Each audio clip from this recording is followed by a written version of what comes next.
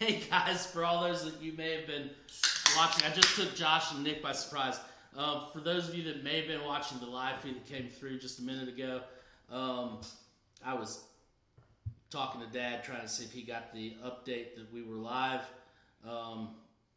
He said he wasn't, so we'll try to figure that out later though.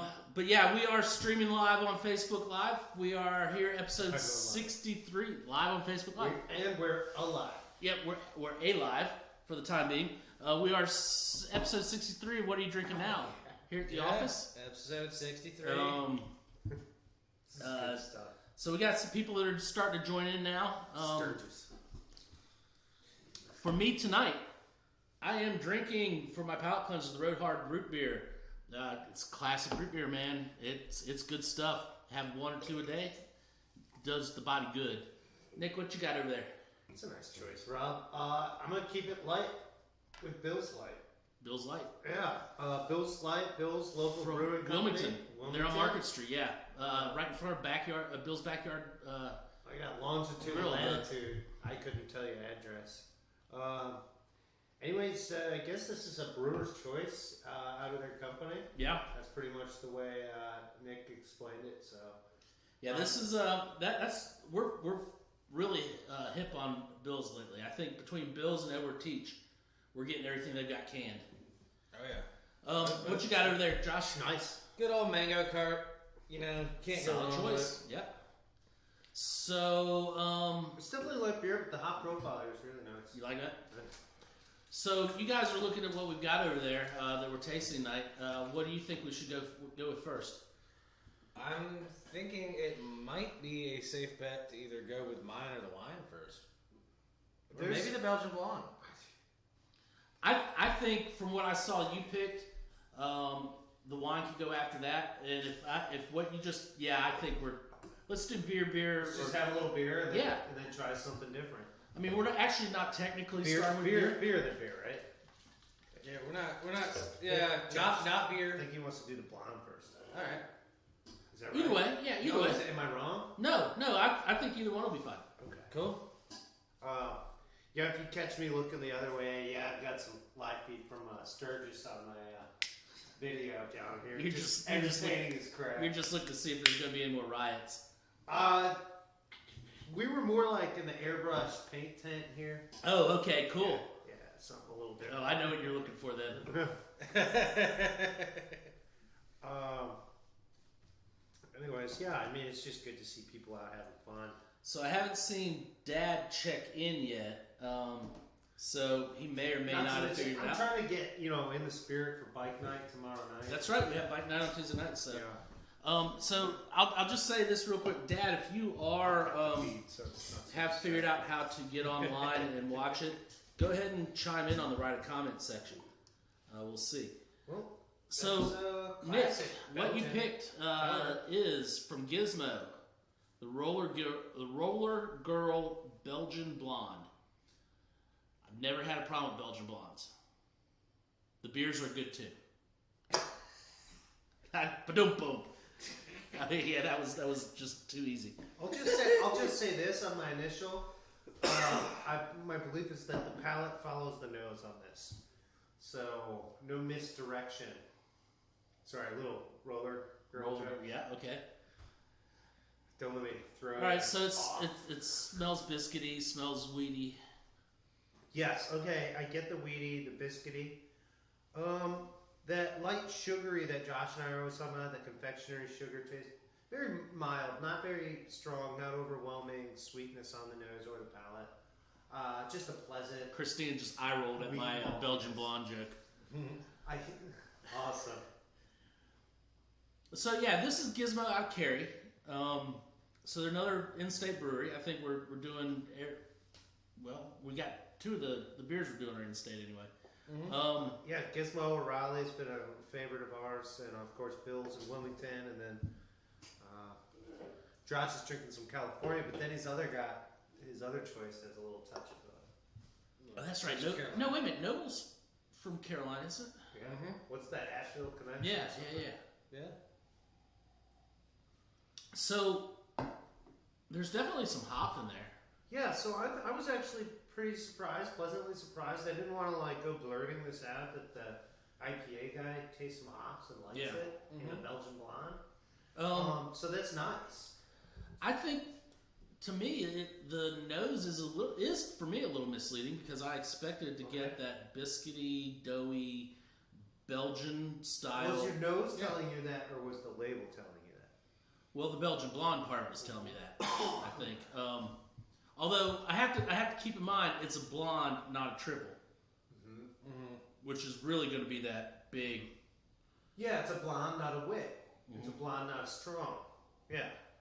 So Belgian blonde is like kind of like entry point into Belgian ale. It's like a good crossover if you're accustomed to American ales and you want to start just trying some cool Belgian. It's a cool crossover. I'm cool with this. It's definitely going to be on the sweeter, maltier end of the beer spectrum. However, this one is very much an Americanized ale, Belgian blonde by category probably, by ingredients, but I'm not getting a whole lot of yeast.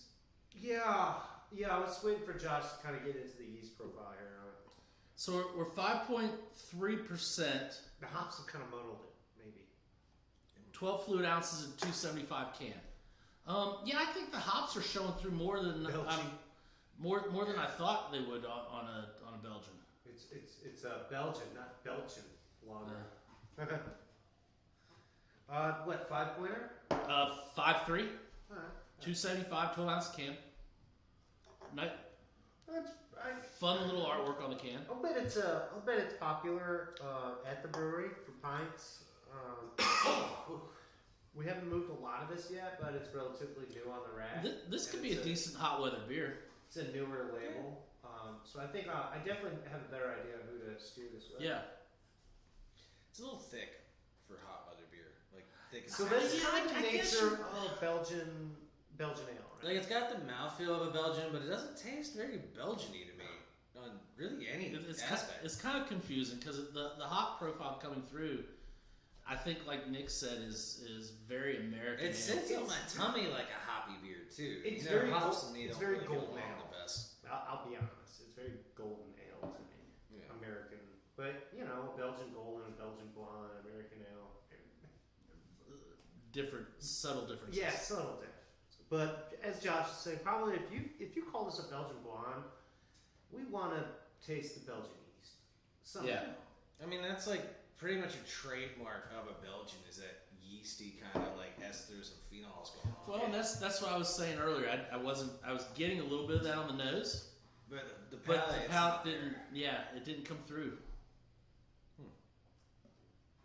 So I mean, I think the problem I have right now is I think I could maybe not a hot day. Maybe as we go into the fall, I could probably sit outside and have a couple of these, just enjoying the sunset as a little as crisper weather will help. 70 degrees, going into 80 versus 80 going into 90. Yeah. But I mean, I could have a couple of these. I think. I think also for the beer drinker who's just sort of like wants mild percentage, middle of the road taste, not really a huge hop profile, but like it's made with hops, right? And a decent malt backbone. This will carry that. That's the other thing too. Is I think maybe Nothing. our American breweries have to put hops in everything just because that's what the American palate wants now. Kind of like we've got to have sugar in everything. Yeah. Maybe we can't handle the European beers anymore, and that's what the breweries are trying to tell us. So on that note, I'll take a sip of Bill's. I'm ready to move on if everybody else is. All right. So keeping in North Carolina, we've got Noble up here, and they are Asheville, North Carolina. It's the Session Mead and Clementine. So, little story about these guys. I actually talked to the owner of the company. I called him and checked to see if they listed it this time. But the first time we had this in, they did not list it as being gluten free on the can.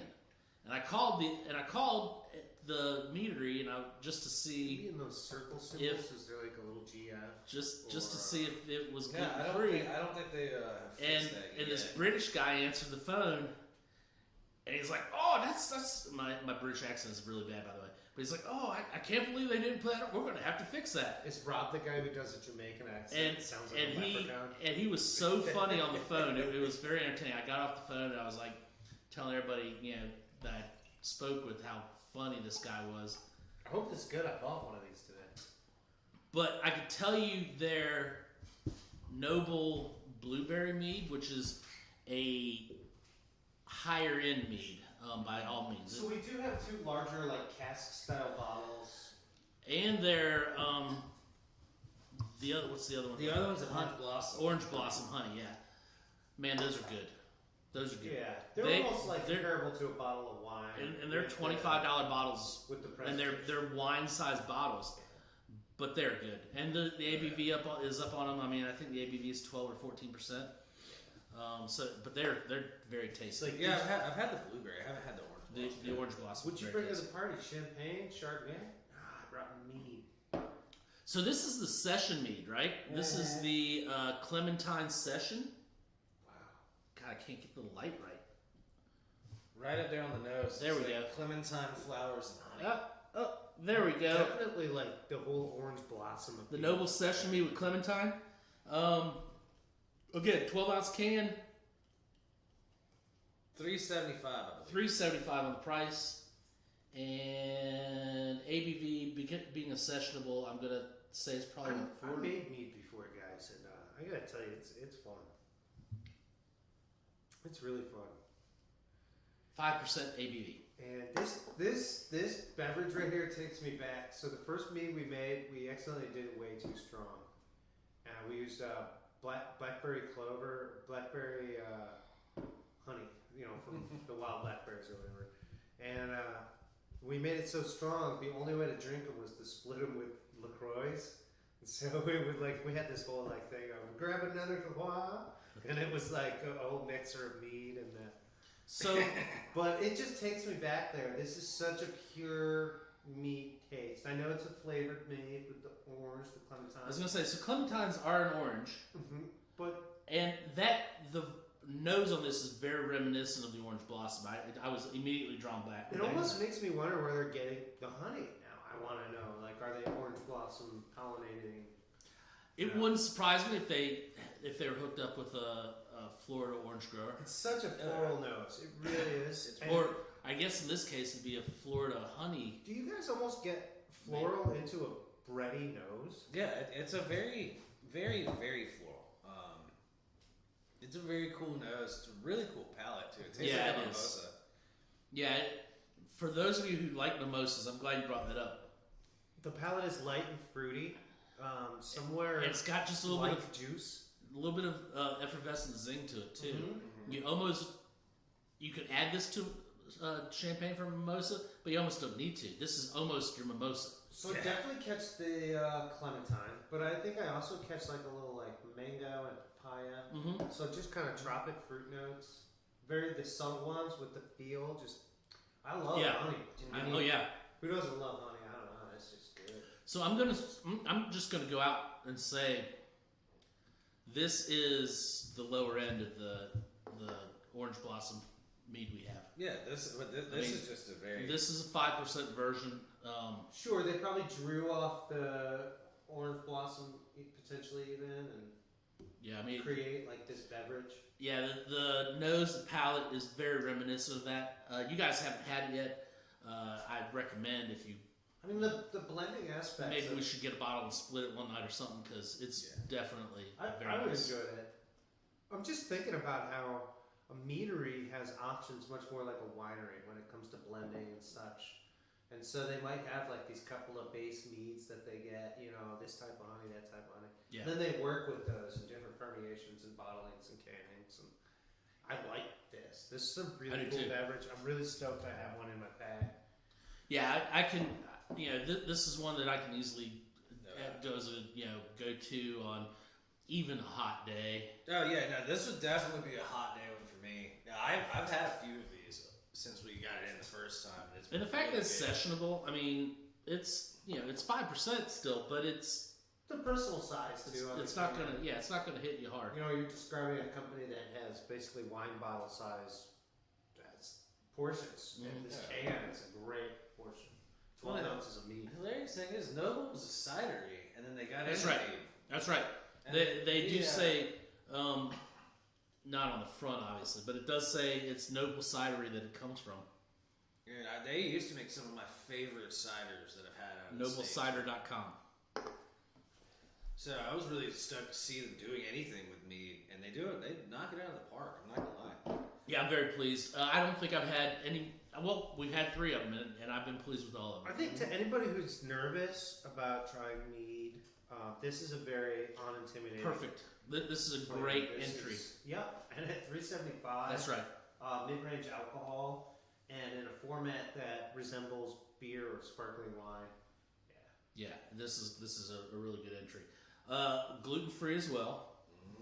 So just any of the celiacs, can get in on that. Just like ciders, but the meads do go higher ABV generally than ciders. Oh yeah. I mean, we have 1 or 2 ciders that can get up there, but the meads are generally going to be. They can ferment meads on champagne yeast. And there's even specific malt-specific mead yeasts. Mead goes back, man. Mead goes back. Yeah, it's not surprising to find, especially some dessert meads and things that are upwards of like 19 to 20%. Yeah. Like fortified wine levels of ABV. Throwing some freeze distilling and other tactics. And correct me if I'm wrong, but meads are the original alcoholic beverage, correct? They were. It's commonly considered that mead was the first alcoholic beverage, where somebody was collecting honey and left the pot open, it rained in it. Honey won't rot, but if you get water in it, it will. And and that's where the rest of civilized society came from. The water will allow the yeast to have access to the honey. Yeah. So crazy.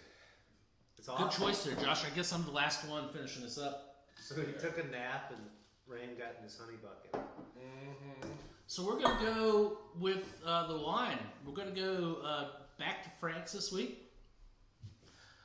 Contrary to what the bottle looks like, however, this is not a Sauvignon Blanc. This is not a Cabernet. This is a Chardonnay. This is Les Gemelles Chardonnay. This is from the Pays d'Oc. It's an entry-level Chardonnay from France. Not gonna lie, but I think for what it is, it's decent. And I think we can let you guys decide. But glass is there, and I'll get you filled up.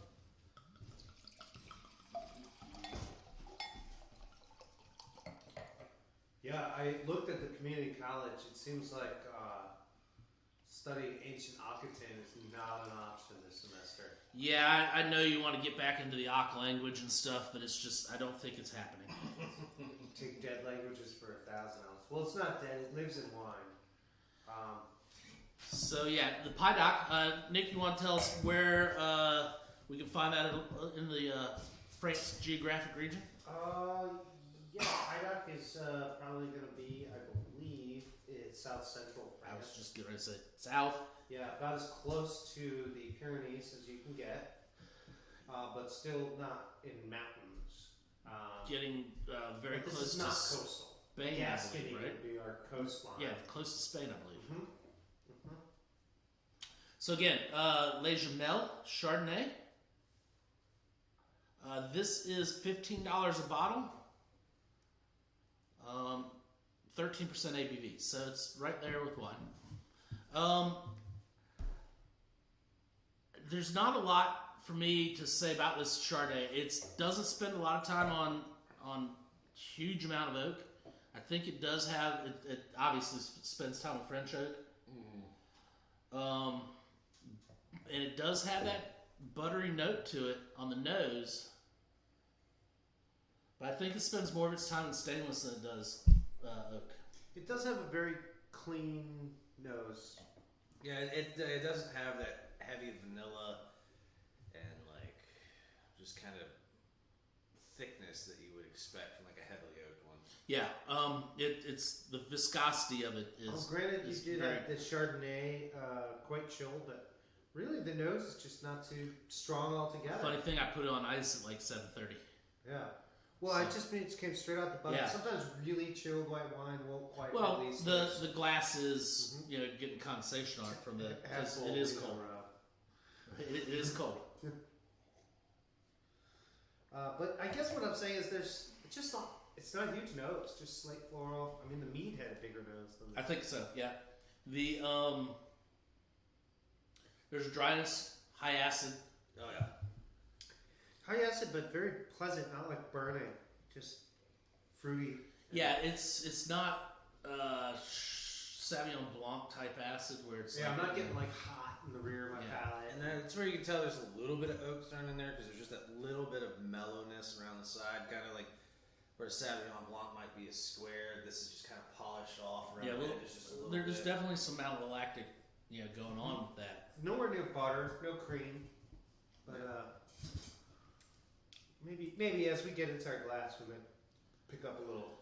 Yeah, I think for me, as we're talking about maybe getting into some food pairings for this, I think this is just an appetizer types thing, Light fare. Light fare, yeah. You're not. I don't think you're looking at getting really into anything going towards, hey, I'm going to have this to prep for a steak. No, this is just like. So on that note, it's really not going to be a problem with any type of food. If you did serve this with food, it's really not going to. You're not going to have any big clash. It's a good little roast chicken. Mm-hmm. Oh yeah. Chicken, light, easy fish dish. Like maybe like a beurre blanc. Mm-hmm. Both river or bay fish. Ocean fish, whatever. I think leaner though, for sure. I want like a white type cut, roasted chicken, big toasted breast. But I'm still just thinking, like Rob's saying, like crostinis, light olive oil, a light fare, maybe greens, maybe a cut of tomato, maybe like that colored tomato salad. It's just any kind of different. You like caprese style, like style salad, Yeah. On a crostini, little ball of mozzarella, little grape tomato, little chunk of basil. I can see even like a French take. Oh god, oh no, creme fraiche. I think the basil would really. Yeah, I think the accentuate herbs this is really where we keep getting back to, and that's what's fun about a starter dish, right? Yeah, I think this is probably the starter dish you have out on the porch while you're waiting for your reservation. This is not a weak wine that just has these subtle flavors and a citrus take on Chardonnay, rather than our smooth, buttery green apple skin. Yeah, I'm not getting the green apple at all. No. So it's definitely this. I'm starting to really understand when people talk about southern France versus northern France, and I can just really not taste this difference in how the Chardonnay would taste versus taking this all the way up into Burgundy country or having it from Côte. That this is something of an even warmer climate, drier. There's just like more like isolated fruitiness here. Yeah.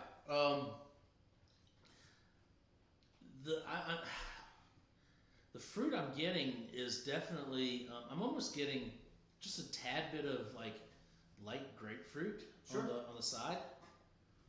To be honest, I'm getting like grapey, just eating grape. Like, the white seedless grapes a little bit. Okay. Just like if they're It's not funny, terribly sweet. grapefruit. How does it get its name? That's it's true. like a citrus fruit that tastes like grapes. I think there is a little bit of apple in there, but I don't want to say it's the green apple that we're used to with Chardonnay. Even as I said that, I kind of felt, I was like, ooh, but there's like almost like a red delicious taste. Or like a gala or something. Yeah, like something like a little bit of sweet, a little bit of tart. Yeah, but like not as definitely not as tart. Like a pink lady. A Cortland? Not quite Honeycrisp, but I liked your go on the Gala. The Gala always had this smoother sugar. I try to describe it to people. At the market, I had to sell 12 different types of apples next to each other. And I'm allergic to apples. Fun game. Well, the good thing is you can have this. Like the bozo buckets for a blind person. You can have this without your allergies kicking in, right? I've actually been really enjoying wine lately. tasting with you guys, enjoying a glass here and there. And, you know, we also have been meeting some of our distributors and trying super new tastes. Yeah. For anybody who shops wine with us, I'm telling you, you got to get back in the shop. Things are changing. We've got some cool stuff. We've been tasting and getting convinced to up our ante a little bit. I like it, Rob. Rob has a sore shoulder over this. Yeah, so we do have some bigger cabs coming in. We have a bigger Italian wine coming in. Mm-hmm. Those actually should be in tomorrow. Yeah, it moves into zones on wine pricing I've never been as a consumer. So kind of not trying to brag to our listeners, but just saying I've had the opportunity to taste these. I totally get why they cost a little more. Just the richness. The cab we're bringing in tomorrow is going to be the last chance you have to get the cab. Yeah, so then you're talking specialty items. Yep. That was that crazy cab. Yeah. Yeah, that was the one where the winemaker died and his family sold the winery. Mm-hmm. So this is the last vintage you'll be able to get of it. And the Italian, that was the one where I got the 2009, not the 2015 or 16. So we got the. You got the one that the story was about. Yeah. Yeah. Ooh.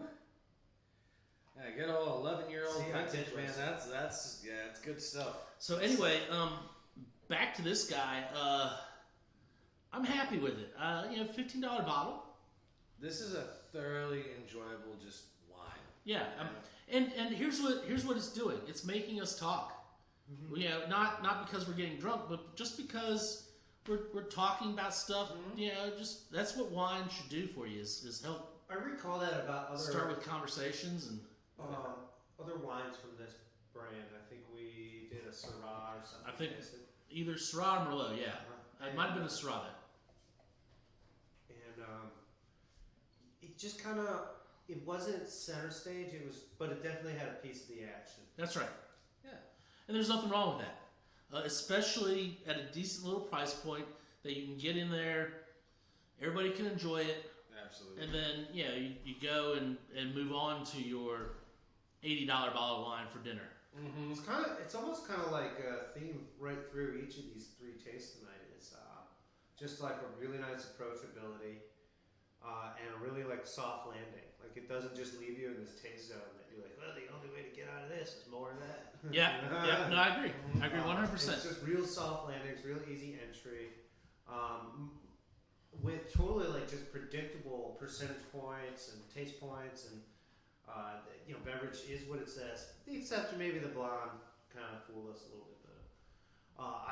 I'm loving this. What do you guys think? Is it time to go for some ratings? Yeah, why don't we do that? Why don't we start off? So Nick, it's your beer. Why don't you start off with the Roller Girl? Roller Girl was fun.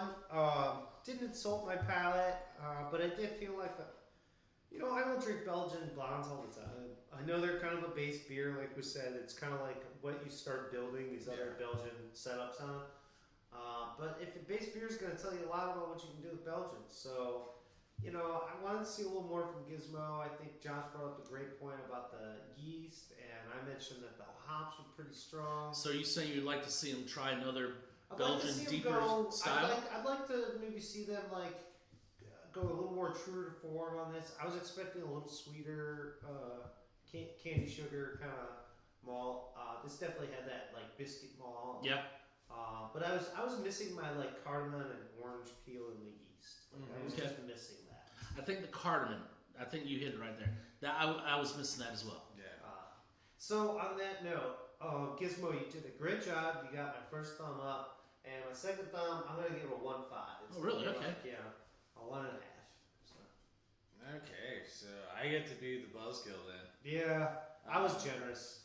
I'm gonna give this a solid half thumb. Oh. With Belgian beers, the yeast is really one of the number one showcases. That cardamom, that spice you're talking about, a large amount of that comes from the yeast itself. It just wasn't there. Yeah. The body was a little thick. When you're using candy sugar, it's really to give it that higher ABV and that thinness, that lightness of body, instead of like a thick, heavy, malty thing. Belgians aren't supposed to be thick. You want them a little bit light and airy kind of stuff until you start getting this really crazy monk stuff. Other than that, I mean, it was a solid beer. I think it was a better blonde ale than a Belgian blonde ale. Okay. If you had just called it a blonde ale, it'd probably get a solid thumb and a quarter from me. You know, but to me, it wasn't very Belgian. Gotcha. I think I'm going right in the middle of you guys. I'm going with a thumb. I can agree with what you said. It didn't have the weediness, the big biscuit, or the cardamom that I was expecting. And it took Nick to say that in his review for me to realize that was the missing key that I was trying to get at missing. However, I think we touched on it back when we were first going over this. Was it's a Belgian style done an American way. Mm-hmm. So, we've come to kind of expect there's going to be hops there. And maybe the hops takes the place of the cardamom. So, I enjoyed drinking the beer. Yeah.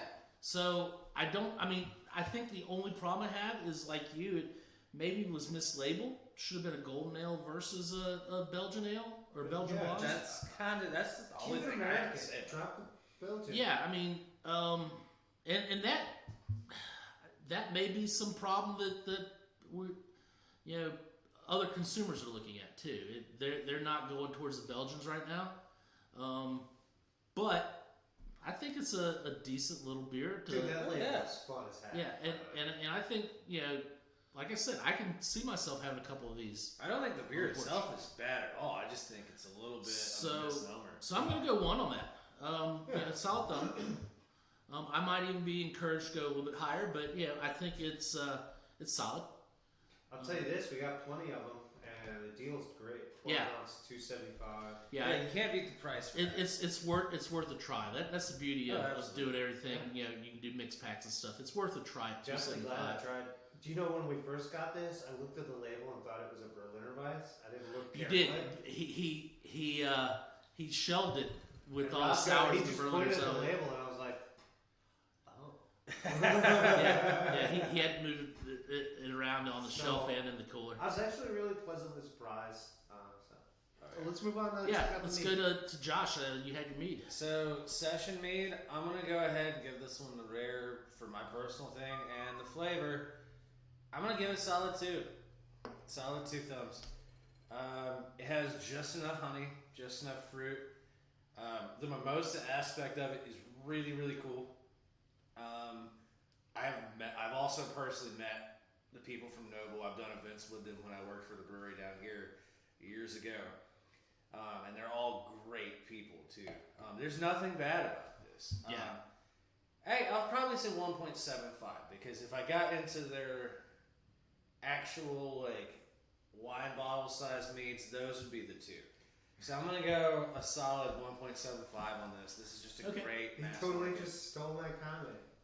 So for me, I'm gonna counter Josh. I'm gonna say this is a 2 for me.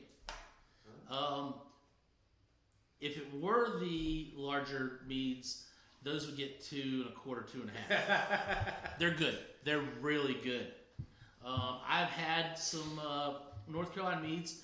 The interesting thing is I think North Carolina, for the ones I've had, are doing really good at meads. Yeah, there are a few out there. And we've got some good meaderies. There's a couple in Durham, Asheville, and they're doing quality stuff. So Fargo had a really cool one too. Yeah.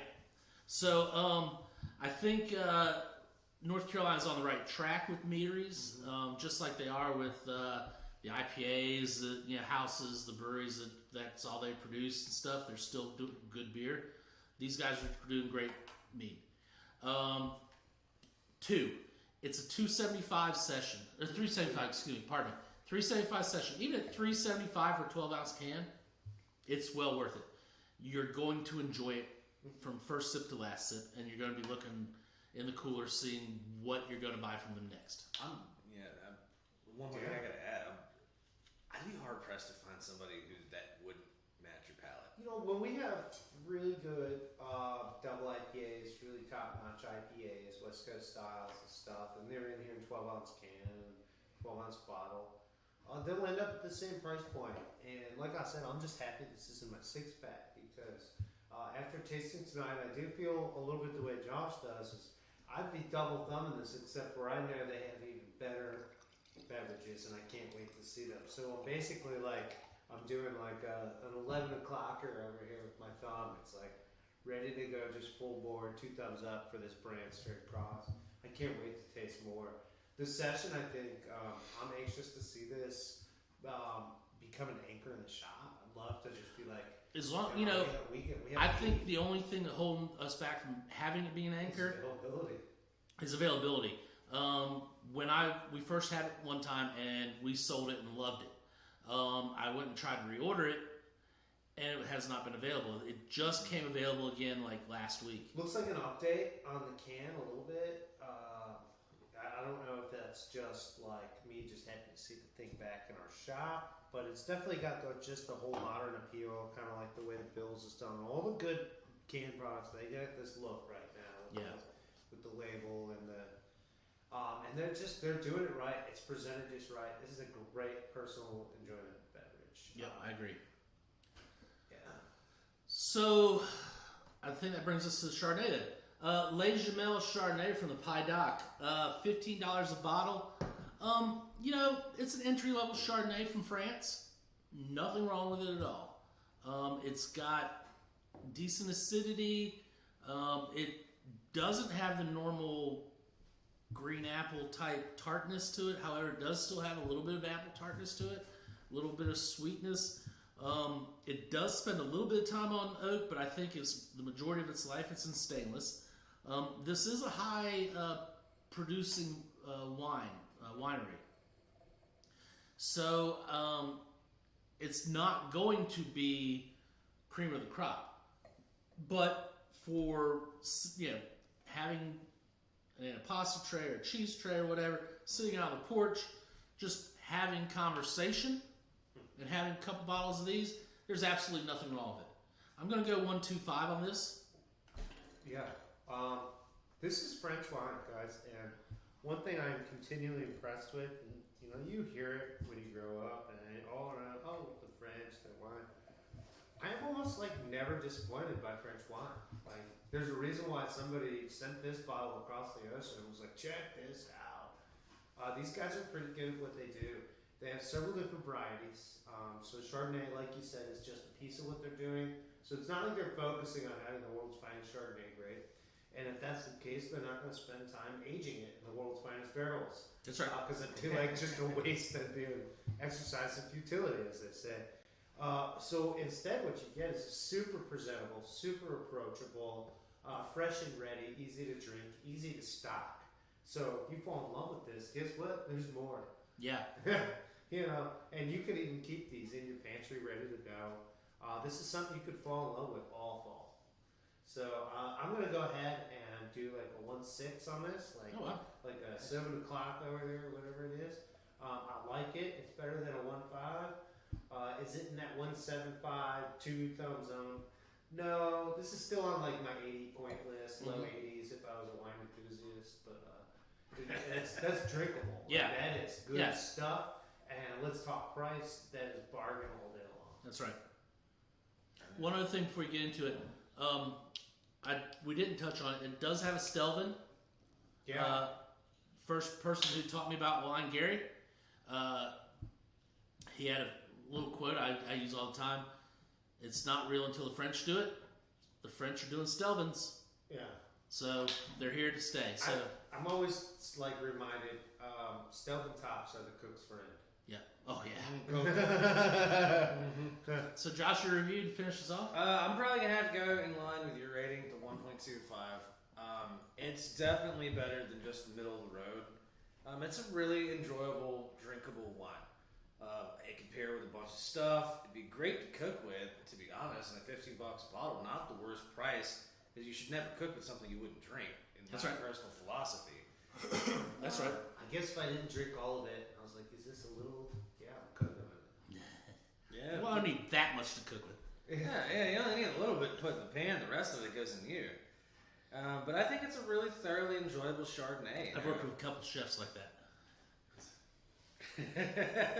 I'm sorry, you Little for the requested pot, 4 little for bottles me. of Chardonnay, and I don't see that on the ingredient list. But yeah, it's a really solid one, you know. And I mean, for that price point, it's a really good wine for $15 a bottle. And I want to follow that up too with, you know, it did what it was supposed to do. It got us talking, and it kind of got us off track, and it kind of got us into different discussions. But that's what you do with wine, right? Yeah, that's the point. You're not going out always drinking wine to just be like, oh, this wine is so amazing. The wine is there to help you. You're either selling art or making conversation. That's right. Yeah. So I mean, this helped us move on to a conversation and kept it going. So that's a good thing about the wine. Okay, so I think that's it for tonight. Episode 63, correct? 63. What are you drinking now? now? Josh, you've got something to say for us? Please remember to like, comment, and subscribe below if you're watching on YouTube or Facebook. We appreciate anything you guys have to say. And anybody who wants to watch Facebook Live and join in the conversation, please. I do have the feed running. I get to see everybody who's joining the conversation, but nobody's talking up. So that's right. I got to tell Facebook about YouTube and tell YouTube about Facebook. That's right. Because if you're watching today's show and you want to see more of it, you can tune in later and catch it on YouTube, Facebookers. And YouTubers, if you just start catching this show and you'd like to see next week's show live, you can catch it on Facebook Live. There you go. It's All right. a wonderful world out there, and we're working on making this podcast available on podcasting networks as well. Oh, that's right. Josh has been working with Matt on that. Okay, so that's going to do it for us. You guys have a good week. We will see you next week, and hope to see you here in the shop this week. Have a good one.